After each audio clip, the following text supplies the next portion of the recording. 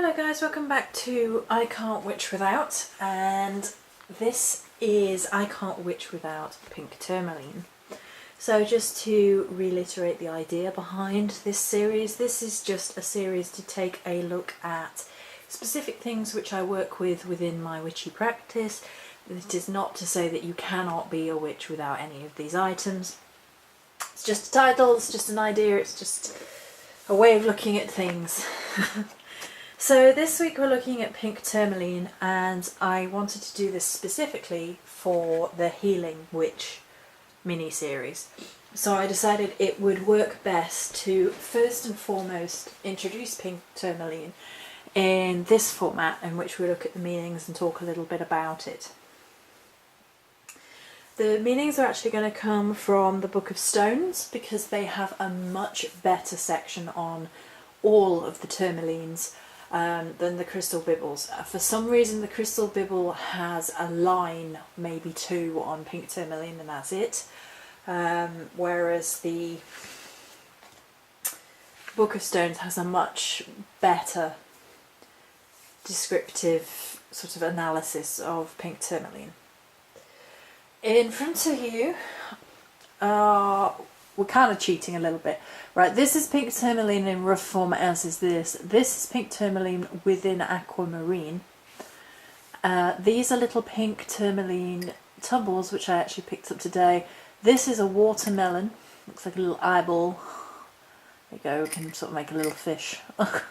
Make a little fish. There you go. Or something.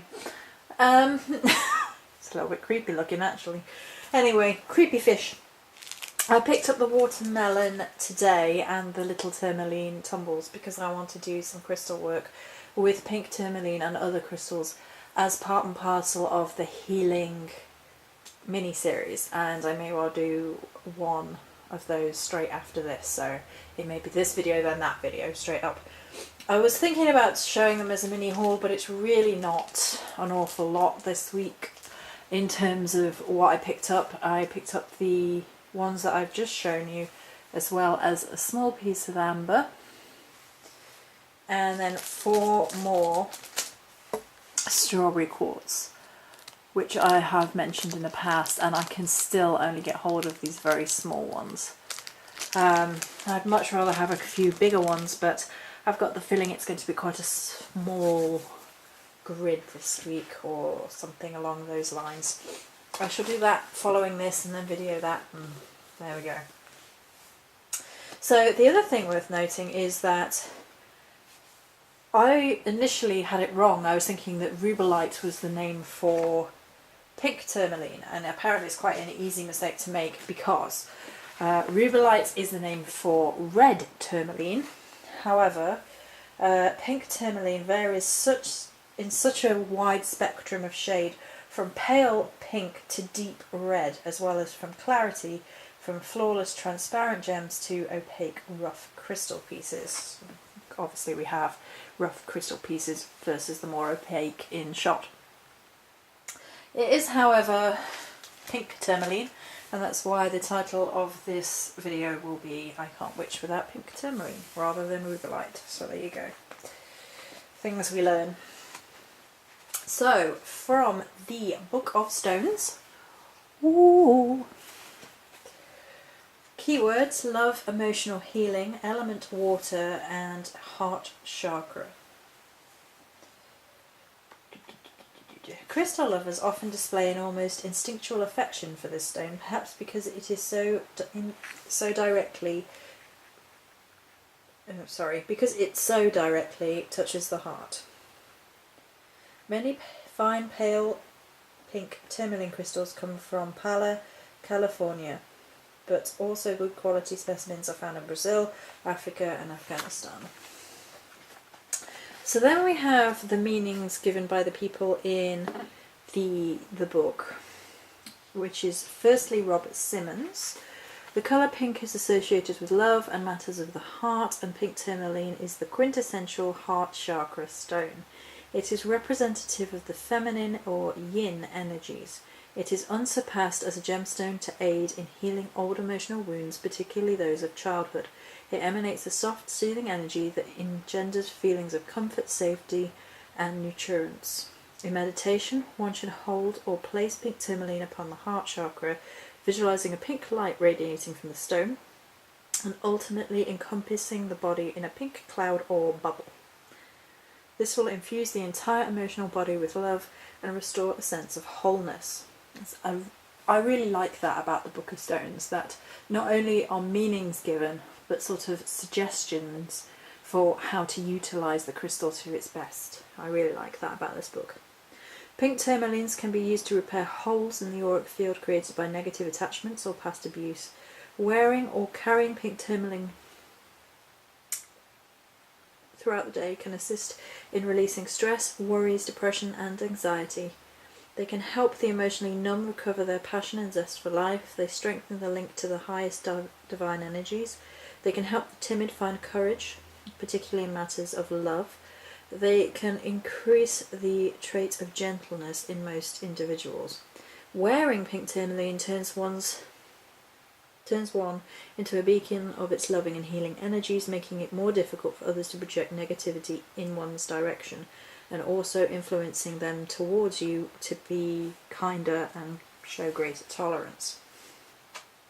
Works synergistically with rose quartz, morganite, kunzite, thulite, rhodonite, rhodochrosite, malachite, dioptese, and pink calcite for healing the heart and restoring love. And then the meanings from Naisha Asian. Pink tourmaline supports emotional healing and the activation of the heart chakra. It stimulates feelings of joy, happiness, and relaxation. Due to its high lithium content, it is a powerful, calming stone that can relieve the emotions and the physical body. It is a partner to black tourmaline in relieving stress and diffusing worry or obsessive behaviour.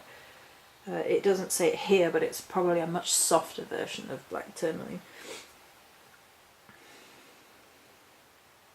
In meditation, it can aid in clearing and purifying the emotional body. It helps identify emotional patterns no longer aligned with one's spiritual growth, and can assist in changing these patterns to reflect higher approaches to relationships and communication.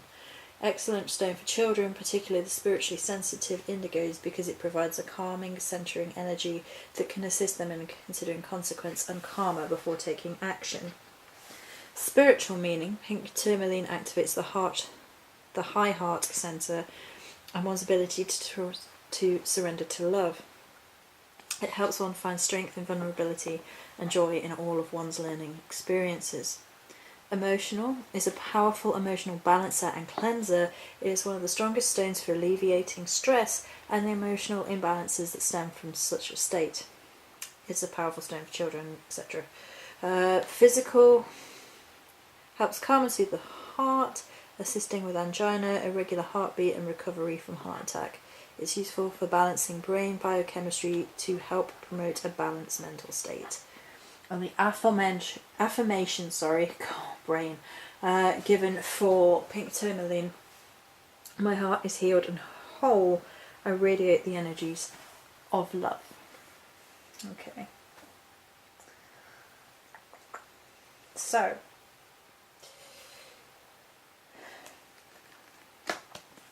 let's put the. Gosh, it's such a heavy book compared to the Bibles. Worth it though, worth every penny. All as a present, as mine was. Okay. So, as I said, pink tourmaline is definitely a stone that called to me when I started off doing the Healing Witch mini-series. And the Healing Witch mini-series is for a number of reasons. It was requested as well, but it was something that I wanted to do for myself in the process of transformation. I think it's very important to work on healing oneself as one heads towards the process of trying to transform oneself, as one tries to become more than they are, try to become the best version of them they can be, try to be a better person. And evolve in all forms of the word, you know, trying to spiritually evolve and mentally evolve and emotionally evolve and physically evolve, perhaps not quite in the X-Men type way, but you know, if they want to give me mind powers, then go for it. The universe, that is. And pink tourmaline represents to me my subconscious telling me where the healing needs to start and where an important focal point of healing actually is, and that is within one's own heart. And people kind of tend to overlook this in terms of healing. I've done self-healing videos before, but in the process of transformation, you cannot transform who you are if you are so deeply wounded that those wounds keep pulling you back from who you want to be, and you keep repeating bad patterns of behaviour, or find yourself afraid of the same things, or running into the same obstacles and the same hurts, and you're finding yourself coming up against the same challenges over and over again, and you're getting frustrated because you can't evolve past it. And that's in terms of a spiritual need for healing. And then there is a huge drain on one's heart and heart chakra and feeling of well-being and self-love that comes from all forms of illness, whether it be physical illness, emotional, mental illness, spiritual illness and unwellness. I think that I feel everything very, very strongly in 2 to 3 chakras, in my throat, in my heart, and in my sacral. And for me, when you've gone through situations which are painful, or you've been through a lot of physical illness, and you're feeling very, very drained, and you start to have this sort of self-doubt and this sort of... It doesn't dip into self-loathing unless you really get depressed, or you really succumb to what's going on. And even if you do get to that point, which I think most of us have fallen into at one point or the other, it's easy to recognise and realise what you're doing, and then start to realise that you need to heal your own heart chakra, your own sense of self-love. You cannot heal yourself in order to transform yourself if you are at war with yourself. It sounds really obvious, and on the surface of it, it is quite an obvious statement, but it's something that we don't really seem to sit and really think about. It's like, I want to transform myself this year, I want to heal myself, I want to transform my physical form, I want to be healthier, fitter, I want to lose weight, I want to transform my emotional state this year, I want to find love, I want to do that. And all of these things are sort of dependent on having enough love and respect for yourself in the first place, that you're not beating yourself up at the same time, and you're not doubting yourself at the same time as you are trying to seek out these changes within your life and these healing factors within your life. Because without a sturdy base, we cannot grow. You know, I talked about tending your own garden, and it's a metaphor which I enjoy an awful lot, and I will fall back on time and time again, is the idea of tending your own garden and grow. And I've said that before, but basically, if you've poisoned your own soil and you're not healing your own soil, you're not watering your own soil, you're not taking care of yourself, then nothing can grow within that garden. You are stunting your own growth. So the process of healing has to start, for me, within your own heart, within your own heart chakra, and with the energies of crystals such as pink tourmaline. stress, anxiety and depression to a large degree, whilst they are obviously mental issues and we know they're not technically heart related, how we feel emotionally is all very much tied up in our hearts, within our psyche anyway, and within energy centres, within the chakra centres. And emotions, when they are distraught and unbalanced as a result of all forms of illness or problems, or past abuses and things of all of that nature, when our emotions become so fragmented and turbulent, it can be very difficult to then heal ourselves or start the process of healing, never mind the eventual process of personal transformation, which is, of course, is where we're going with the series. The series is starting on the healing basis in order to build us up for that personal transformation basis. So pink tourmaline has this effect on the heart chakra. Just holding it close to your heart chakra, you can feel it working. It's a beautiful crystal for that. I'm just trying to think.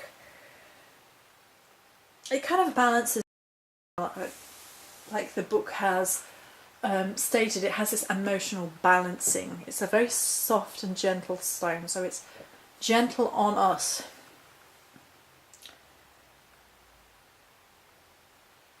Of course, it's worth noting that this is just within the process.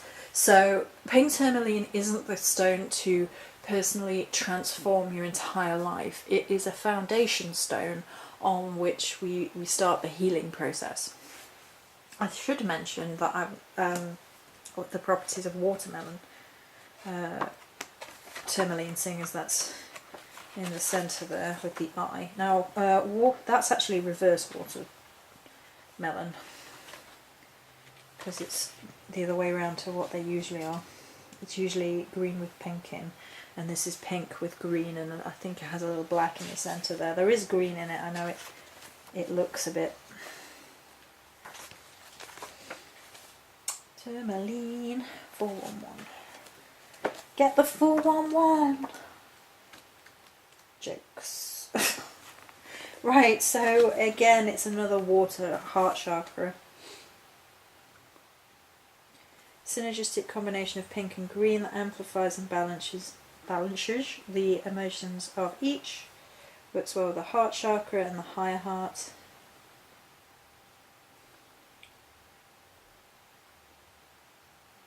Teaches the meaning of joy. Capacity for healing. When one is attuned to the frequency of joy, there is a resulting harmonization of all aspects of the self. Life may continue to bring moments of sorrow, but even they can be experienced with joy. The perception of beauty, almost universally experienced by those who see or touch a fine watermelon tourmaline, part of connection with one's own higher heart.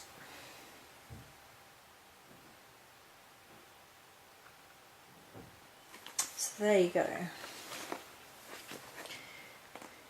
Also helps sort of calm overly hysterical emotions, bringing a calm and centre into the focus. I am at one in serenity. I am at one with the serenity and joy of being. So it's a little bit more on the serene side when it has a little bit of the green in. This book, by the way, just for a side note, has black tourmaline meanings, pink tourmaline meanings, red tourmaline meanings, green tourmaline, water tourmaline, blue tourmaline, golden tourmaline, dravite or brown tourmaline, and tourmaline is quartz. So it's, well worth getting for if you're interested in the different varieties of tourmaline in itself. So tourmaline in the black sense is a much more grounding stone, but you can utilise the pink one in a form of heart grounding, and this is how I best connect to the energy of pink tourmaline. I think you can use it with black tourmaline or by itself, or in conjunction with other heart-based, healing-based crystals. And for me, it really brings about a grounding of the self, grounding of the heart. It's a very gentle, flowing, it's different energy to rose quartz, which is even softer, in my opinion, in terms of energy work anyway, because it has a little bit more of a illuminating, but sensitive, but healing, but grounding, but slightly more encouraging energy to it. It's not softly as, say, rose quartz is, in my opinion, whereas a lot of the books talk solely about the healing properties of it. I think it has a little bit more get up and go than that. It helps heal the heart in a little bit more of an active way. So there you go. That is pink tourmaline. I really enjoy it. I think it's a really beautiful stone. It's been a lot easier for me to find it in the rough pieces. This is one of my favourite rough pieces.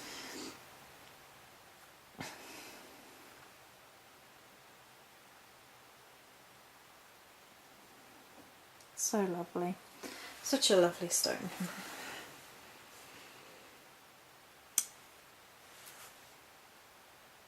So you can sit with it, hold it in meditation. I enjoy being surrounded by it. It's one of these crystals that you can surround yourself with, in terms of like sitting in a circle of crystals.